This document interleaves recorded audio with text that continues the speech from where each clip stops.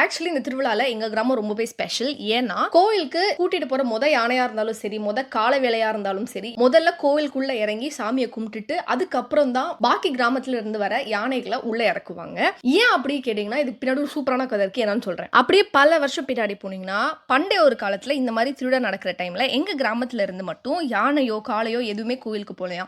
அம்மனும் ரொம்ப நேரம் வெயிட் பண்ணி பார்த்துட்டு இருந்தாங்க போல. அப்புறம் ரொம்ப நேரத்துக்கு அப்புறம் ஒருத்தன் கூட இந்த கிராமத்துல இருந்து கோவிலுக்கு வரலையே அப்படின்னு அம்மனை என்ன பண்ணாங்களாம், கோவிலை விட்டு வெளியே வந்து மலை மேல ஏறி, ஏன்னா மலைக்கு அந்த சைடு தான் எங்க கிராமம் இருக்கும், ஸோ மலை மேல ஏறி நின்று மேல இருந்து எட்டி பார்த்தாங்களாம். ஏன் என்ன ஆச்சு, இந்த கிராமத்துல இருந்து என் பிள்ளைங்க யாருமே வரலையே அப்படின்னு. எட்டி பார்த்தப்பதான் தெரிஞ்சது எங்க கிராமத்துல எல்லாருக்கும் அம்மா நோய் வந்து போட்டிருந்துச்சு. அதை பார்த்து என் பசங்க வரலையேன்னு ரொம்ப ஃபீல் பண்ணவும் அம்மா நோய் வந்து கொஞ்சம் கொஞ்சமா எல்லாரோட உடம்புல இருந்தும் இறங்கி போயிடுச்சாம். அப்போ எங்க அம்மன் சொன்னதுதான், இதுக்கப்புறம் எப்போ என் கோவில திருவிழா நடந்தாலும் வடக்கு கிராமத்துல இருந்தா முதல்ல யானையும் வேலையும் வந்து இறங்கணும், அதுக்கப்புறம் தான் சுத்தி இருக்கிற பாக்கி கிராமத்துல இருந்து வேலை இறங்கணும் அப்படின்னு அம்மனே சொன்னாங்களாம். சோ இதுதான் அம்மனுக்கு செல்ல பிள்ளைங்களான எங்க கிராமத்தோட ஒரு அழகான கதை. So yes, bye bye. பாக்கி கதை நெக்ஸ்ட் vlogல சொல்றேன். see you.